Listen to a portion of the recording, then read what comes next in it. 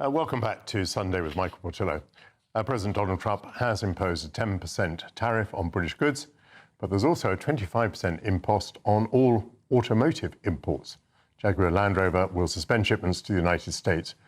European markets plummeted following retaliatory measures on the US from China, and $5 trillion has been wiped off Wall Street values. Joining me now to discuss the economic outlook and whether there's any chance of a US-UK trade deal is the founder of Competeri, who has advised both the United Kingdom Trade Secretary and the United States Trade Representative. I welcome Shanker Singham. Shanker, good to see you. You're in Washington, D.C. It's pretty early in the morning. Welcome to GB News. Good morning. One of the ideas that Donald Trump has is that he might raise quite a lot of money from tariffs, and that would enable him to cut taxes on the American people, and that would enable the American economy to thrive. What do you think of that proposition? So I think when you look at the tariffs, there are three kind of strands. You've mentioned one of them, which is the tariffs for revenue purposes. There is also the early stage tariffs, which are tariffs for non-trade purposes. So things like the fentanyl issue in Canada and Mexico. Those tariffs tend to either never be imposed or they're very short-lived. The third strand is what you saw this week, which was unfair trade reciprocal tariffs, which is basically based on what other countries are doing to the US. And those, I think it's important to look at those three separately. Tariffs for revenue purposes, there is some thinking in the administration that this would be a good thing to do, that tariffs for their own sake, in other words, would be a good thing to do. We'd heard a lot less about that and much more about the unfair trade tariffs in the last week. Those big tariffs are not really about revenue. They're about disciplining other countries' practices. And, you know, in some senses, although obviously this has been massively criticized by economists all over the world, in some senses, Donald Trump is not wrong to identify on what he calls non-monetary barriers, which are these distortions and regulatory barriers and so forth. And the book that he waved around, which is the National Trade Estimate, is an inventory of foreign country barriers. Probably never been waved before from the presidential pulpit, but presidential podium, I should say. But has been produced every year for 40 years, and inventory of those issues.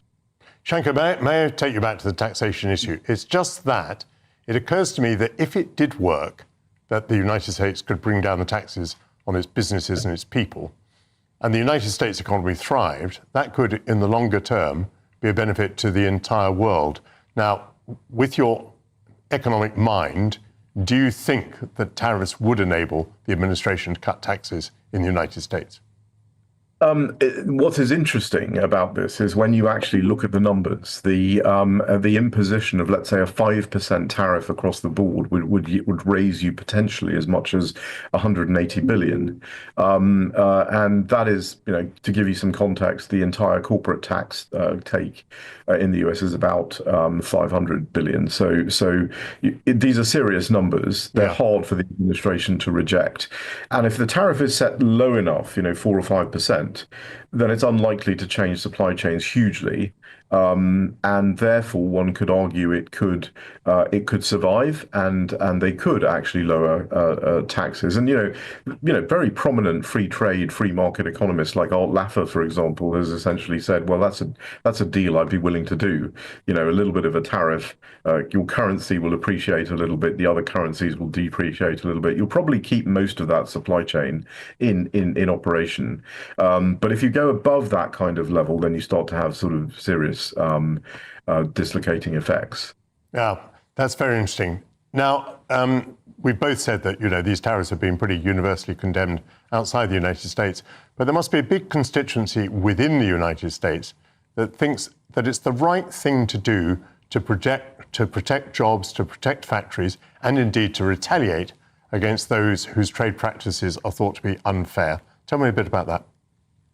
Yeah, so I mean, again, if you look at that book, the National Trade Estimate, which is this inventory of barriers all over the world, and it's not just tariffs, it's everything. It's everything you talked about. It's all the regulatory barriers, all the restrictions, all the subsidies, all the state-owned companies, all the lack of protection of intellectual property, and all of these things. And you go back 30 years and you look at the same book, you will find that the entries are virtually the same, or if anything, they've increased. Foreign countries have increased their barriers. And so Trump is essentially saying, look, we've tried over the last 30 or 40 years to lower these kinds of restrictions and distortions. We've had no success in this at all. Countries have continued to proliferate their distortions and their regulatory barriers that keep American products out. Because we did nothing about this, you look at the steel sector in the US. This is also true of the UK, by the way. The steel sector in both the UK and the US have been severely affected by Chinese state-owned companies and subsidies and so forth. And it's not just big developed countries, developed industries. The textile industry in Central America was essentially wiped out overnight because of the China textile companies. So he's making an argument here that we need to do something different. And I think what you also see with regard to the potential deals that he's willing to do, I think he's said to countries, you lower these distortions, you look at your entry in the National Trade Estimate, you lower some of these things, and you'll find that the tariff, it can come down. But what I think may be interesting here is he won't necessarily do this in the form of a deal without some sort of down payment. I mean, he will say, I don't believe you. For 30 years, we signed deals with people and nothing happened. So I don't believe you this time until you give me a down payment. So show me what you're actually going to do, and then we can start talking. I suspect that's where the administration will ultimately end up. But on the other hand, he will need to show some wins, especially as we get closer to the summer. You're a year out from the midterm elections. If the US consumer is starting to feel a bit of pain, he's going to need to be able to say, look, there are deals that I'm doing, that this is successful, that my policy here is causing countries to lower their barriers and distortions to US companies. Shanker, that's brilliant analysis. It's very important, I think, not just to condemn, but also to understand what's going on. Shanker Singham from Washington, D.C.